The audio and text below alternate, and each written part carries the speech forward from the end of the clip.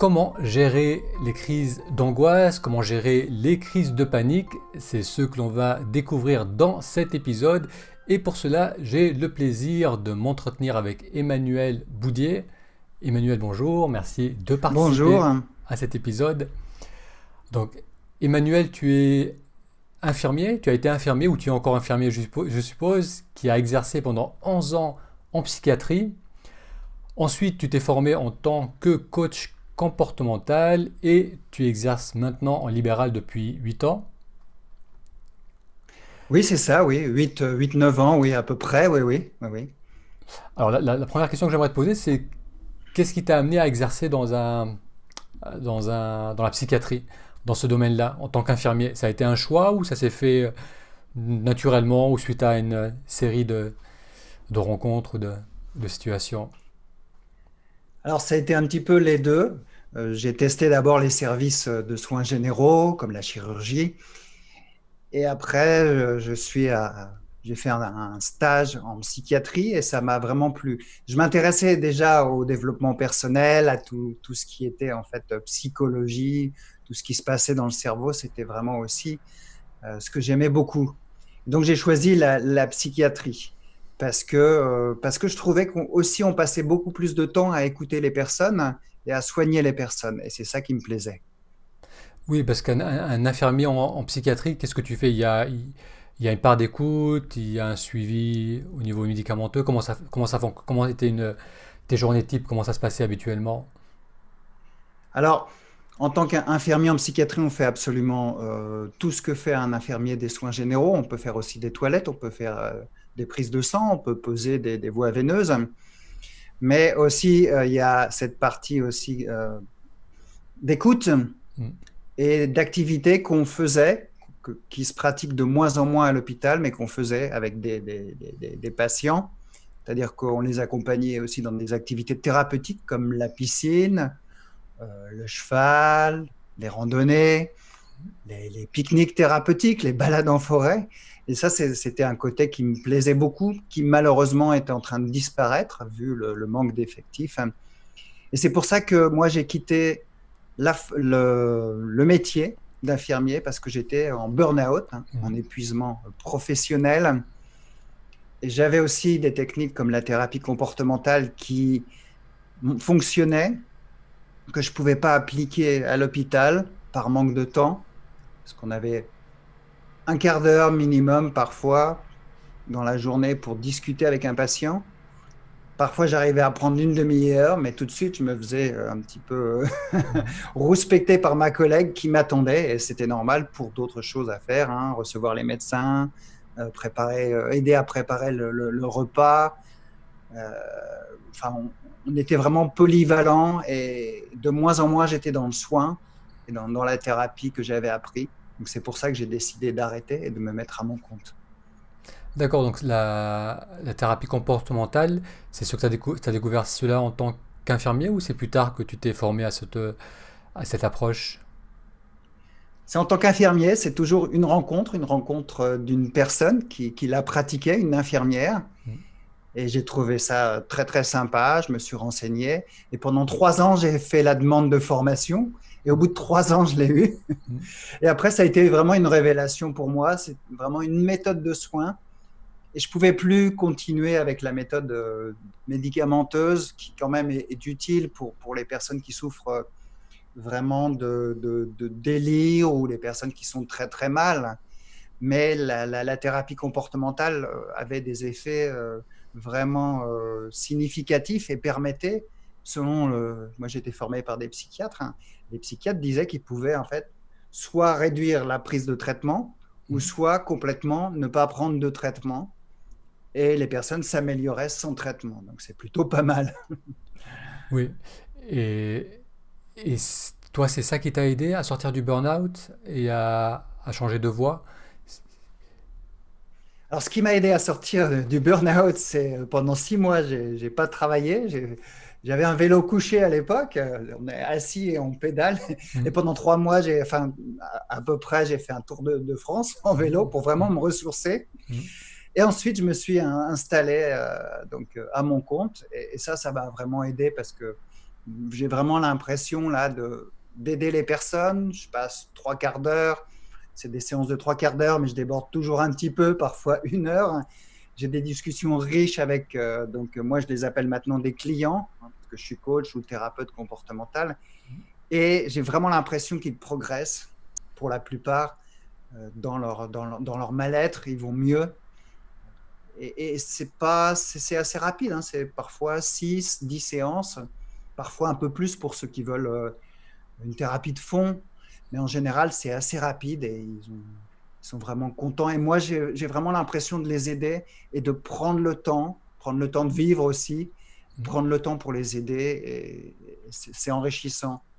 Voilà. Oui, et en plus, toi, tu as vu l'alternative médicamenteuse. Tu disais que bon, dans certains cas, c'est indiqué et voilà, certaines personnes sont trop loin dans leur maladie ou dans leurs troubles. Oui, Et c'est vrai que l'aide chimique est importante, mais dans bien des cas, j'imagine, un travail sur le comportement de la personne, sur la compréhension de son comportement, c'est un travail de fond qui ne dépend pas des médicaments. Et donc, on amène vraiment une transformation chez la personne et dans la qualité de sa vie.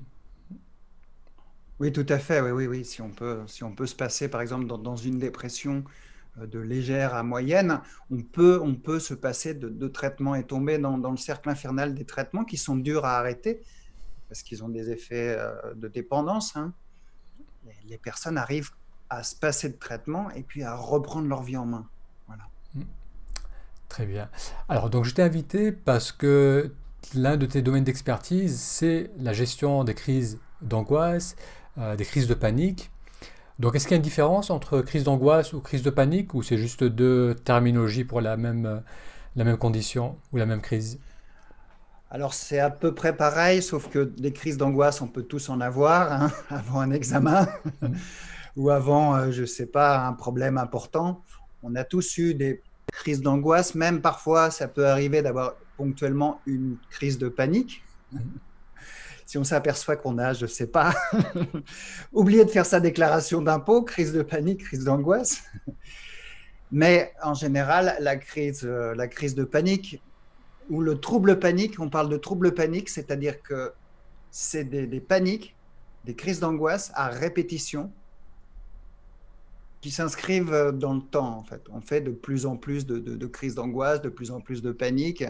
C'est à peu près sur 3 à 6 mois qu'on peut parler de trouble panique. Et donc, ces crises de panique nous gâchent totalement la vie. Mais surtout, on a peur de la peur. On a peur de refaire une crise de panique. C'est-à-dire qu'on est dans un supermarché. On a déjà eu, il y a 2 mois, une crise de panique. Elle est restée dans notre mémoire. Et on est dans le supermarché, tranquillement en train de faire ses courses. On se dit, c'est bon, je vais réussir cette fois-ci. Il n'y a pas de problème, c'était qu'une crise. Et on a tellement peur d'en refaire une autre qu'on en refait une autre. Mm. Oui, Et quand on va vouloir retourner dans le supermarché, on va en refaire une autre et on va finalement complètement zapper le supermarché, faire ses courses au drive. Et le cerveau va se dire, ah bah, si c'est dangereux, si c'est dangereux le supermarché, si je fais des crises de panique, c'est peut-être le supermarché, c'est un endroit très dangereux pour moi. Et donc on fait ses courses au drive et on ne va plus du tout au supermarché. Le problème, c'est qu'on tombe dans la spirale de l'angoisse. Parce qu'on se dit peut-être dans la rue passante, commerçante, si j'ai fait une crise au supermarché, peut-être que dans cette rue, ça peut être dangereux. Donc on évite aussi ça.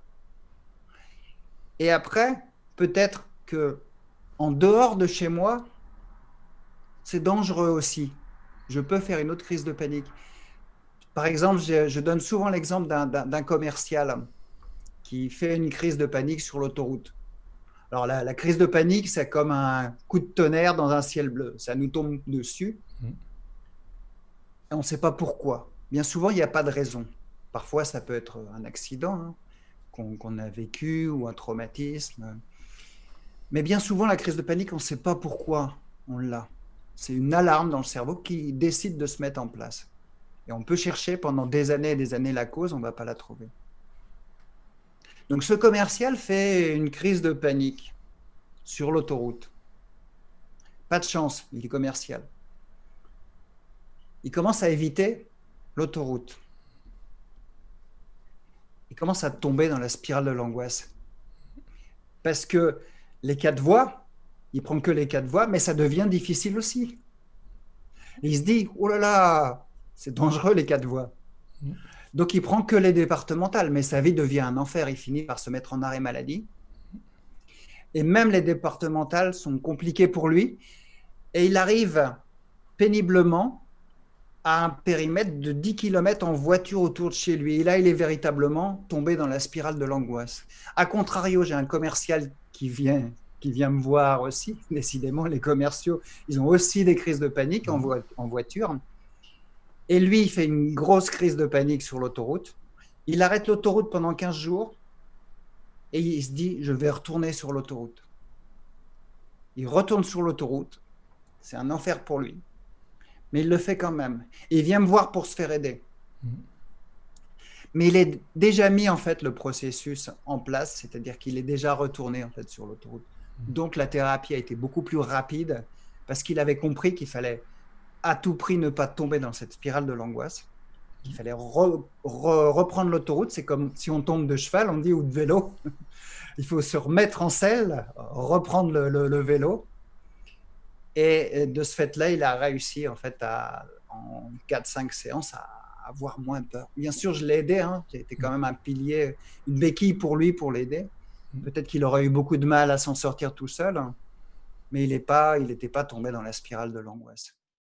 Alors, et comme tu dis, spirale, c'est les bons termes parce que c'est vraiment, on s'isole de plus en plus. C'est-à-dire que oui, les choix, les options sont de plus en plus limitées et effectivement, on finit par rester chez soi, avoir peur de tout ce qui peut être à l'extérieur.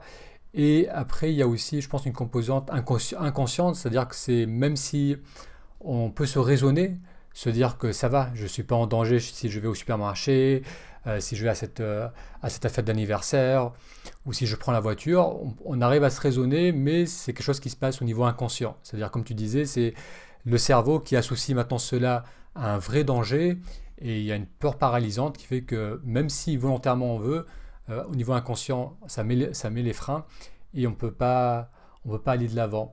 Donc, qu'est-ce qui se passe réellement au niveau physiologique lorsqu'on fait une crise d'angoisse?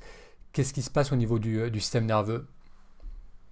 alors c'est au niveau des amygdales. Alors, on a des amygdales ici, mais on en a 2 là. Pourquoi amygdales? Parce que c'est en forme d'amande. Elles sont reliées au cortex préfrontal. Alors, le cortex préfrontal, ça c'est le cerveau de la décision, celle qui vous aide à tourner à droite, à gauche. C'est le cerveau du raisonnement qui vous aide à jouer aux échecs, à prendre des décisions.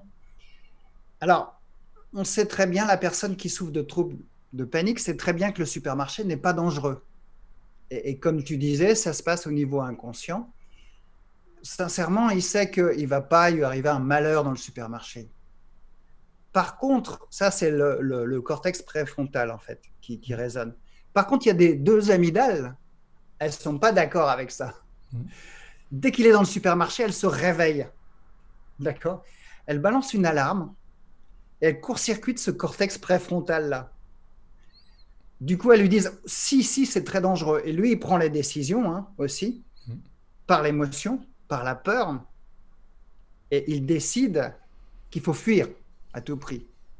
Alors, c'est vrai que moi, je fais un travail quand même sur le mental pour essayer de dire aux gens, bon, ben, vous n'allez pas mourir d'une crise de panique. Ça, c'est important. Hein.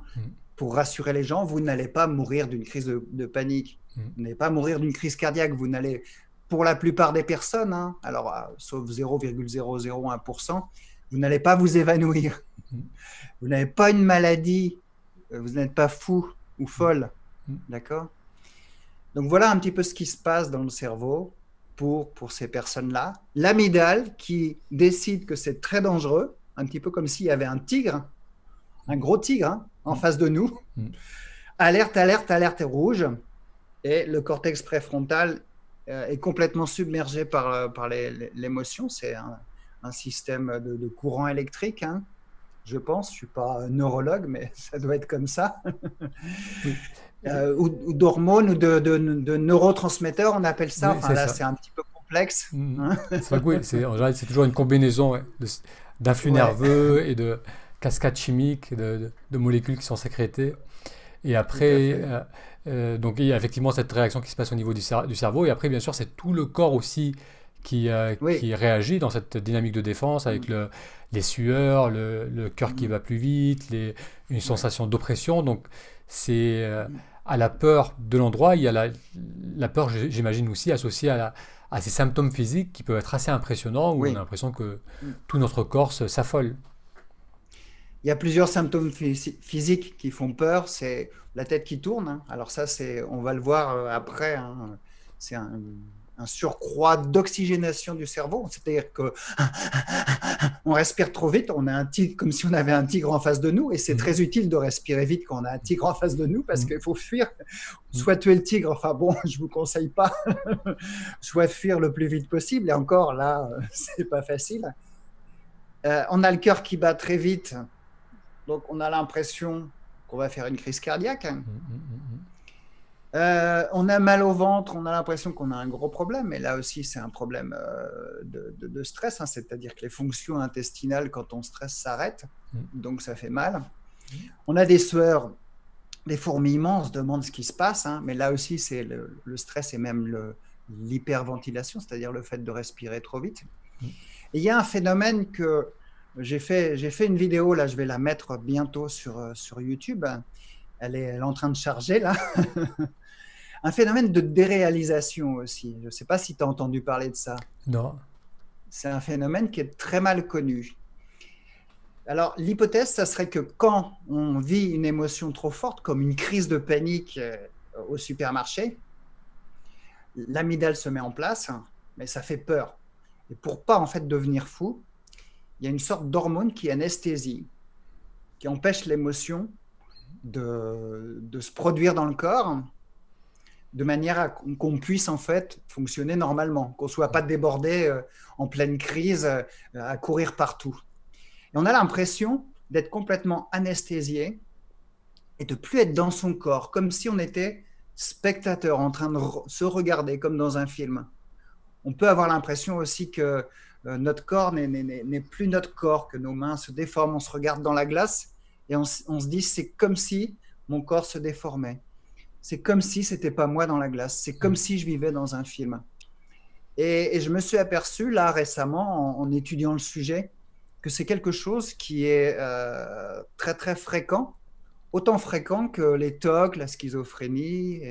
Et c'est quelque chose qui est difficile à vivre parce que là encore, les gens ont l'impression d'être fous, Mhm. d'avoir un gros problème neurologique, d'avoir un problème au cerveau énorme. Et tous ces symptômes qu'on ressent qui sont simplement, c'est important de dire pour rassurer les gens, simplement des signes, des symptômes du stress, hein, qui sont normaux, eh bien, ces symptômes font très peur. Et là, on retombe dans la spirale de l'angoisse, c'est la peur de la peur. Mhm. Si je vais au supermarché, mon cœur va battre trop vite, je vais faire une crise cardiaque, je vais avoir la honte déjà, Mhm. et faire une crise cardiaque, et ça va être terrible. Donc j'évite le supermarché. Et donc on vient de voir que c'est en grande partie inconscient, c'est-à-dire que on Mm. n'arrive pas nécessairement à comprendre la source de ces crises. Euh, Qu'est-ce qu'on fait? Comment on peut faire pour justement, d'une part, comment gérer une crise déjà? Lorsque je me retrouve dans cette crise, qu'est-ce que je peux faire pour parce que ça finit toujours par passer, je suppose, et donc comment faire Oui. pour que la vivre au mieux et accélérer la récupération, et après aussi comment faire pour prévenir ces futures crises. Alors il y a plusieurs étapes, hein. Il y a trois, quatre étapes. C'est-à-dire déjà, c'est en parler et ne plus le cacher. Parce que plus on cache ce qu'on a, moins on va travailler dessus. Si vous avez par exemple un cancer et que vous le cachez à tout le monde et vous en parlez pas vous en parlez à personne, vous allez effectivement pas réussir à vous occuper du problème du cancer. Et souvent, ce qu'on retrouve, c'est la honte. La honte. Moi, j'ai honte. On n'aurait pas honte d'avoir un diabète, par exemple, mais on a honte d'avoir un trouble passager en plus, un trouble pardon, qui peut passer. Les gens ont honte. Il y a apparemment, c'est mal vu. Ils disent que c'est mal vu. Donc, en parler aux proches, en parler à son médecin, en parler, ça libère. Et souvent, les gens, quand ils parlent de ça, ils se libèrent, ils commencent à agir sur le problème. La deuxième chose, c'est essayer de travailler sur son mental, c'est-à-dire se rassurer, se dire que ce sont que des symptômes, que c'est qu'une crise de panique, comprendre le fonctionnement, que c'est l'amygdale. Ça, c'est la partie travail mental. Et après, la partie qui nous intéresse beaucoup, c'est la partie émotionnelle. Comment gérer une émotion? Alors, une émotion, c'est du stress, angoisse, mais c'est avant tout une douleur, l'émotion. D'accord?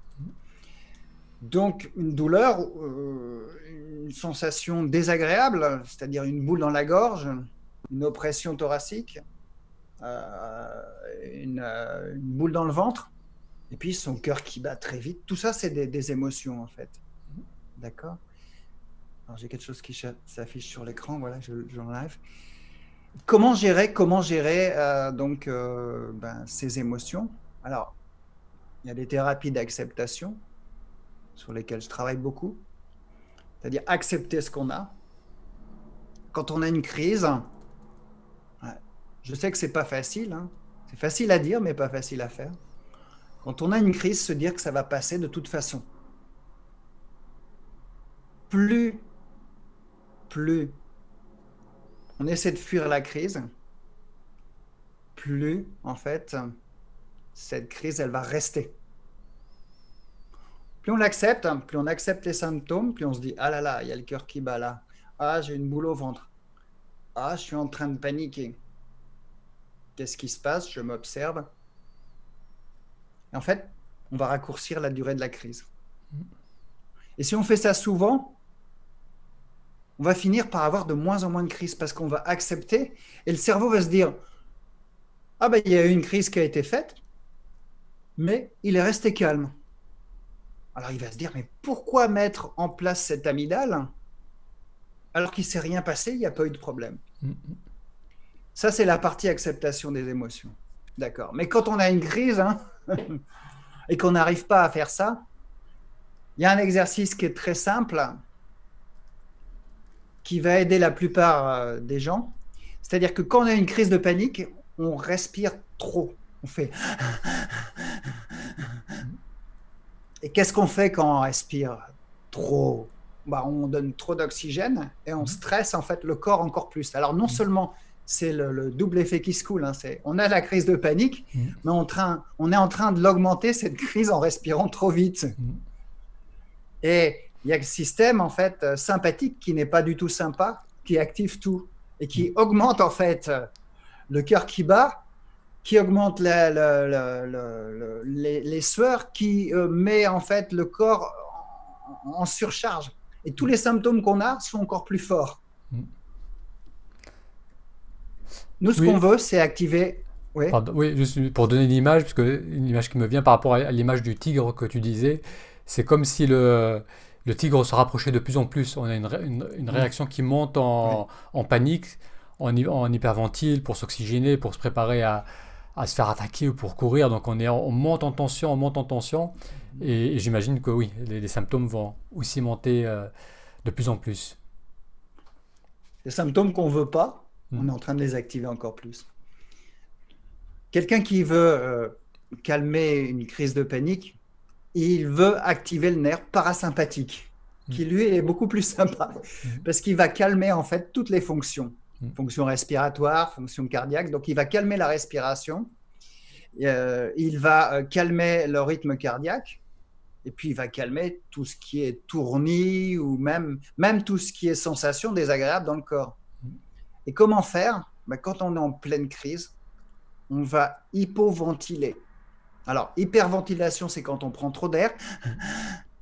Hypoventilation, c'est quand on coupe les vannes.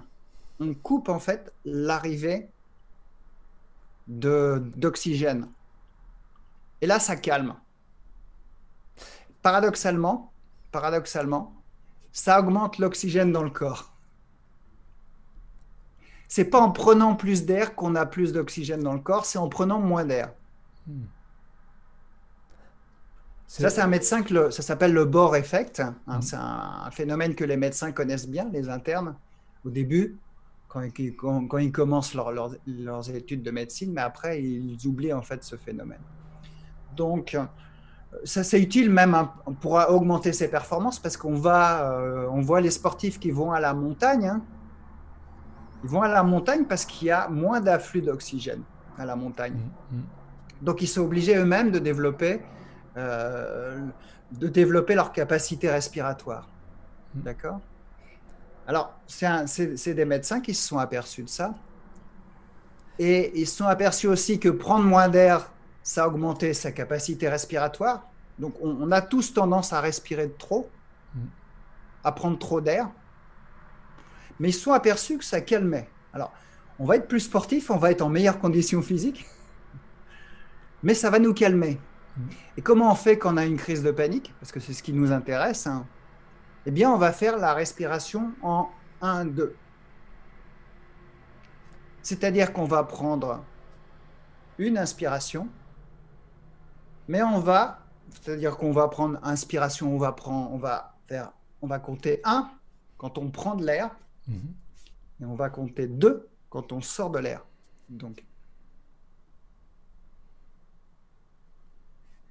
Alors, donc une expiration plus longue que l'inspiration. On inspire en 1 et on expire en 2. Alors, on peut faire, si c'est trop court, 2-4. 2 inspirations, 4 expirations. Personnellement, moi, je fais 5-10, c'est-à-dire...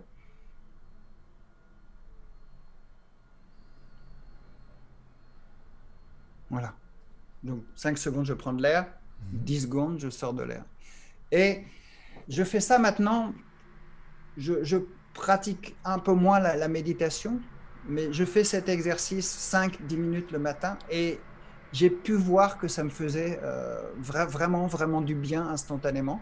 Ça, on peut le faire aussi en regardant la télé ou dans n'importe quel moment. À partir du moment où on fait ça et qu'on a l'habitude de le faire, on ressent un calme très, très, très, très fort. Donc, en cas de crise de panique,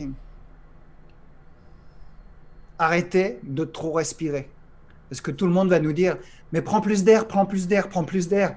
Respire, respire. » Mais non, au contraire, il faut faire l'inverse. Alors, il y a d'autres techniques. On peut mettre un sac comme ça, on peut mettre ses mains comme ça. Ce qui fait qu'on sature en gaz carbonique, c'est-à-dire qu'on prend moins d'oxygène. Voilà. Et ça, c'est vraiment quelque chose qui marche. J'ai fait une vidéo sur le sujet et cette vidéo, elle cartonne parce que les gens vraiment ont ressenti l'effet bénéfique. Et ils arrivent à calmer leur crise de panique. Attention, ils calment, mais temporairement. Ils ont calmé leur crise. Après, il y a un autre travail à faire en parallèle, c'est-à-dire qu'on va avoir besoin, bien sûr, de faire cet exercice régulièrement. On va avoir besoin de faire des exercices d'acceptation des émotions. Mais aussi, si on ne va plus au supermarché et qu'on fait cet exercice, c'est bien. Est-ce que ça va nous calmer? Est-ce que ça va empêcher les crises au supermarché? Pas tout à fait. Pas tout à fait. Parce que le cerveau, il est malin quand même. Il se dit, oui, bon, je suis plus calme là, tranquille, chez moi. Mais le supermarché, j'ai des doutes. Malheureusement, et c'est la seule technique que je connaisse, qui est difficile, mais qui paye, vous allez avoir besoin d'aller dans le supermarché. Alors bien sûr, si vous avez peur du supermarché le samedi parce qu'il y a plein de monde, ou si vous avez peur d'aller dans un grand supermarché, vous allez y aller progressivement. Et c'est la méthode des petits pas. C'est la méthode Kaizen que tu connais peut-être. J'en ai entendu parler, oui. Ouais. C'est une méthode qui marche très bien. C'est-à-dire, plus on fait des petits pas, et plus on va loin. Pour C'est, retourner dans... Pardon. alors, pardon, juste pour réagir par rapport à ce que tu viens de, tout ce que tu nous as présenté, déjà pour récapituler les quatre étapes, parce que je pense que c'est très utile et c'est très concret. Donc déjà la première étape, c'est quand on fait des crises, c'est en parler à ses proches, en parler autour de soi, voir que il n'y a pas de honte à avoir, c'est quelque chose qui est partagé par beaucoup de personnes. Et j'imagine que les hommes ont peut-être plus de réticence à en parler, Mm. parce que c'est vrai que ça peut montrer une certaine vulnérabilité. Tout Donc à ça, c'est la fait. première étape. La seconde, c'est comprendre que c'est un fonctionnement neurologique, physiologique, qui s'enclenche, qui a une raison de s'enclencher, qui ne nous met pas en danger, et que plus on va comprendre ces mécanismes, plus on va comprendre ce qui se passe dans notre corps, et ça va nous rassurer d'une certaine façon. Troisièmement, un travail d'acceptation au niveau émotionnel. Donc ces émotions, lorsqu'on est dans une crise, c'est plutôt des émotions désagréables, associées aussi avec une manifestation au niveau du corps qui peut être sensation d'oppression, de douleur, de manquement d'air. Donc apprendre à se dire que là aussi c'est normal et à rester avec, les accepter. Et quatrième point que tu as noté aussi, c'est cette hypoventilation qui va montrer au cerveau qu'on n'est plus en danger extrême parce que la respiration devient plus calme et c'est une méthode qui est très simple, donc ça j'aime beaucoup parce que tout le monde peut faire ça, on peut tous compter sur 1, 2 j'inspire, 1, 2, 3, 4 j'expire, répéter l'exercice, le faire aussi j'imagine en dehors des crises pour se l'approprier, pour être vraiment se familiariser avec cette façon de respirer et comme ça lorsqu'une crise arrive ou lorsqu'on commence à sentir les premiers symptômes, on prend le temps de faire ces respirations. Donc ça déjà merci pour ces précieux conseils. Ensuite ce que tu disais par rapport aux petits pas, ça me fait penser à, à notre fonctionnement en général, c'est-à-dire que dès lors qu'on veut sortir de notre zone de confort, qu'on fasse des crises de panique, des crises d'angoisse ou pas, notre cerveau va nous indiquer que c'est un danger et c'est seulement en le faisant qu'on va apprendre, qu'on va intégrer au niveau de notre cerveau que on peut gérer, ça va aller. Donc moi je reprends l'exemple de la prise de parole en public. Moi personnellement, ça, et comme beaucoup de personnes j'imagine, c'est quelque chose qui amenait beaucoup d'anxiété, beaucoup d'inquiétude. Je parlais tellement bas que les gens ils écarquillaient les oreilles pour essayer de m'écouter ou on bafoue. C'est un truc Tu horrible. as On fait sent beaucoup que de progrès, hein. Je et peux juste l'entendre sur tes podcasts, c'est super, hein. merci. Et donc justement après c'est le fait de le faire encore et encore, que ce soit dans le cabinet, devant un public plus grand, sur des vidéos, et à chaque fois on réalise que ça va, on survit. Et ce que j'ai trouvé intéressant aussi, et ça c'est un point que tu disais, même si on ressent les symptômes d'inconfort, au lieu de plonger dedans et d'essayer de s'extirper de la situation, rester un peu avec. Moi j'avais tendance à rougir très facilement, à devenir rouge écarlate. Quand ça arrivait, pour moi c'était horrible. Je me suis dit, ah, il ne faut pas qu'il le voie, et qu'est-ce qui se passe? Et du coup je perdais tous mes moyens. Et graduellement, même si lorsque je rougissais, je le ressentais et je l'acceptais. Je dis bon, c'est pas grave, ça arrive, et ça finissait par passer.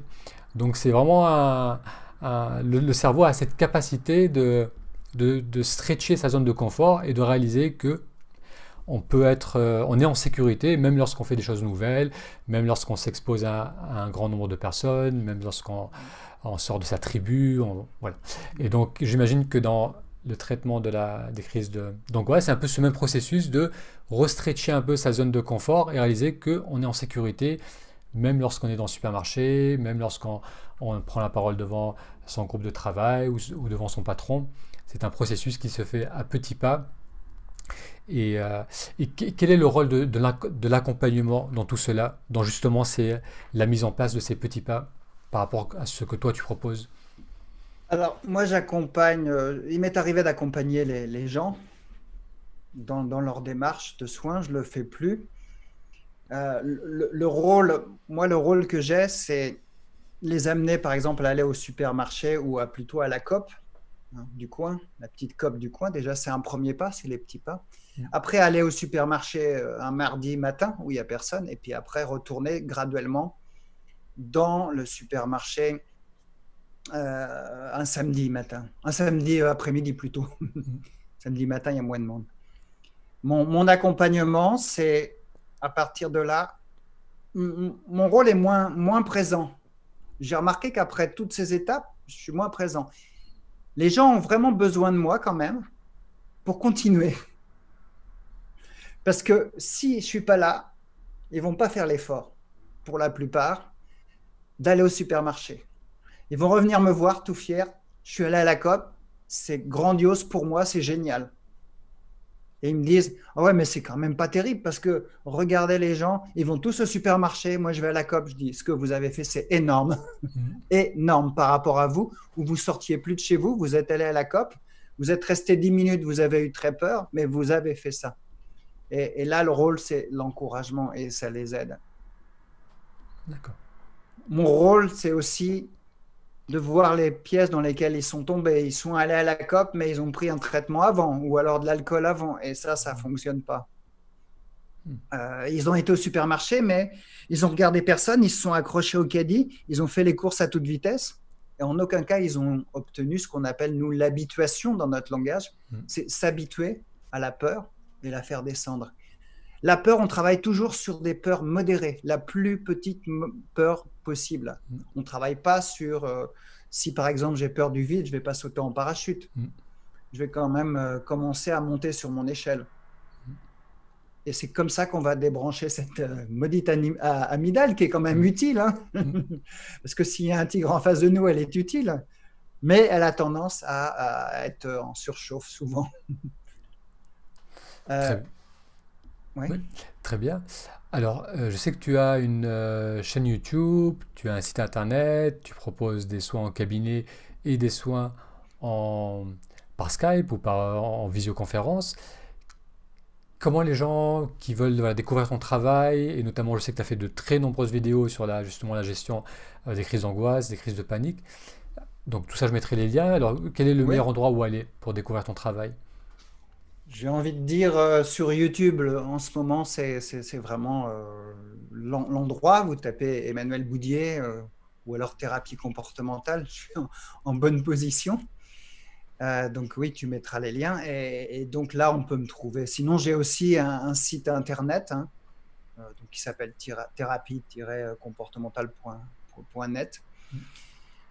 Voilà, où vous pouvez me trouver. Mais principalement sur YouTube, c'est le plus simple. Et là, vous allez trouver énormément de conseils. Et puis aussi une formation gratuite. Vous pouvez, donc les gens peuvent laisser leur email et ils ont une série de 4 vidéos qui peut déjà les aider en fait pour gérer les crises de panique et d'angoisse.